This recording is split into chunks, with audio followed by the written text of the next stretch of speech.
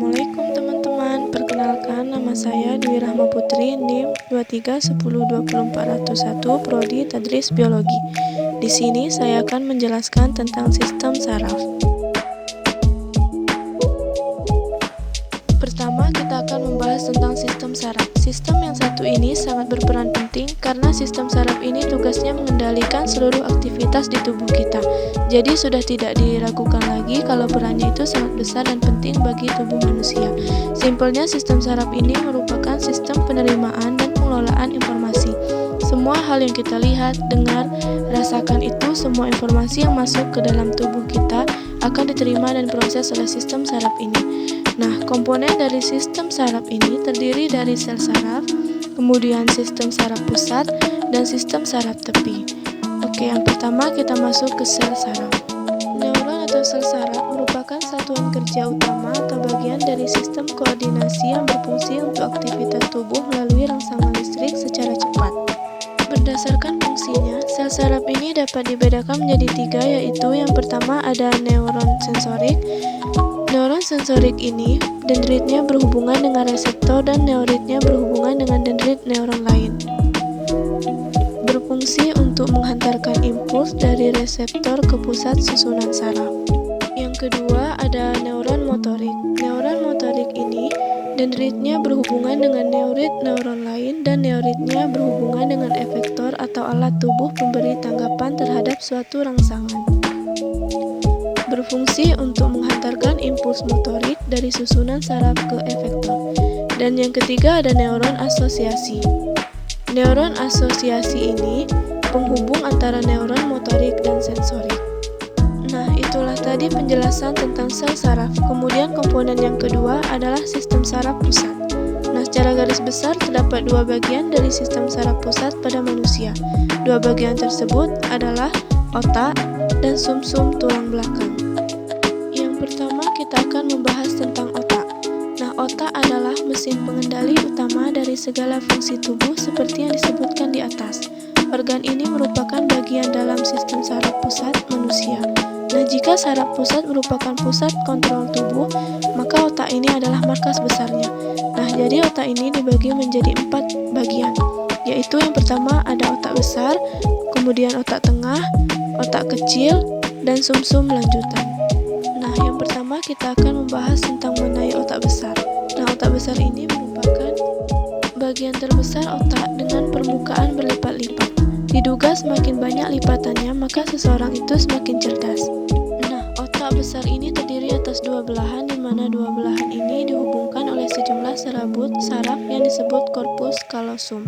Nah, melalui serabut ini, impuls diteruskan dari satu belahan ke belahan yang lainnya. Nah, selanjutnya ada otak tengah. Nah, otak tengah ini dia terletak di depan otak kecil. Bagian otak tengah ini adalah lobus opticus yang berhubungan dengan gerak refleks mata.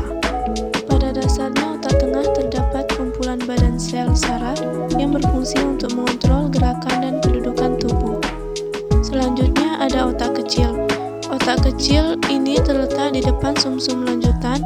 Nah, otak kecil merupakan pusat keseimbangan gerak dan koordinasi gerak otot serta posisi tubuh.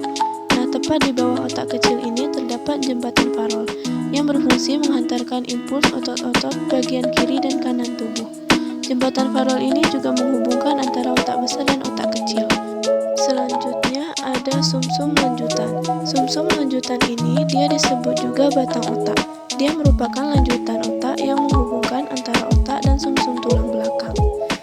Fungsinya itu untuk mengatur denyut jantung, kemudian pelebaran dan penyempitan pembuluh darah, lalu gerak menelan, bersin, bersendawa, batuk, dan muntah. Nah, di sumsum lanjutan ini dia terdapat bagian yang menghubungkan antara otak dan sumsum tulang belakang, yang dinamakan dengan pons. Nah, itulah tadi penjelasan tentang sistem saraf pusat, yaitu otak. Sekarang kita lanjut ke sumsum tulang belakang. Nah, sama dengan otak, sumsum tulang belakang ini juga merupakan bagian dari susunan saraf pusat. Nah, sumsum tulang belakang ini, dia langsung terhubung ke otak melalui batang otak dan kemudian mengalir sepanjang ruas tulang belakang. Nah, saraf tulang belakang berperan berperan dalam aktivitas sehari-hari dengan mengirimkan sinyal ke otak ke bagian lain dari tubuh dan memerintahkan otot untuk bergerak. Nah, selain itu, sumsum tulang belakang ini juga menerima masukan sensorik dari tubuh, memprosesnya dan mengirimkan informasi termasuk ke otak. Nah, kita masuk ke penjelasan selanjutnya, yaitu tentang sistem saraf tepi. Fungsi sistem saraf tepi adalah menghubungkan respon sistem saraf pusat ke organ tubuh dan bagian lainnya di tubuh. Nah, saraf ini meluas dari saraf pusat ke area terluar tubuh sebagai jalur penerimaan dan pengiriman rangsangan dari dan ke otak. Nah, sistem saraf tepi ini dia terdiri dari dua, yaitu ada sistem saraf somatik dan sistem saraf otonom. Kita masuk ke penjelasan pertama mengenai saraf somatik. Dan sistem saraf somatik ini bekerja dan mengontrol semua hal yang kamu sadari dan secara sadar mempengaruhi respon tubuh seperti menggerakkan tangan, kaki, dan bagian tubuh lainnya. Nah, fungsi saraf ini dia menyampaikan informasi sensorik dari kulit, organ indera, atau otot ke sistem saraf pusat. Selain itu juga saraf somatik juga membawa respon keluar dari otak untuk menghasilkan respon berupa gerakan. Contohnya, kamu memegang benda panas. Nah, saraf sensorik ini membawa informasi ke otak bahwa ini adalah sensasi panas.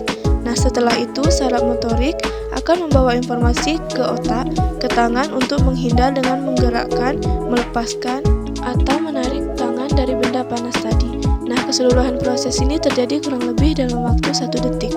Selanjutnya kita masuk ke sistem saraf otonom. Nah, sebaliknya sistem saraf otonom ini mengontrol aktivitas yang dilakukan secara tidak sadar atau tidak perlu memikirkannya. Nah, sistem ini terus-menerus aktif untuk mengatur berbagai aktivitas seperti bernafas, detak jantung, dan proses metabolisme tubuh kita. Selanjutnya kita masuk ke sistem penyakit saraf. Ada beberapa gangguan penyakit yang mungkin terjadi hingga mengganggu fungsi vital dari sistem saraf pada tubuh manusia. Nah, di sini saya cuma mengambil satu saja, yaitu tumor otak. Di mana tumor otak ini adalah gumpalan sel abnormal yang tumbuh di otak. Gumpalan ini bisa aja jinak, tapi bisa juga jadi ganas atau kanker otak. Nah, kondisi ini bisa merusak otak kita dan tidak dapat menjalankan fungsi secara normal. Nah, itulah tadi penjelasan tentang sistem saraf pada manusia. Terima kasih yang sudah menonton. Jangan lupa like dan komen. Assalamualaikum warahmatullahi wabarakatuh.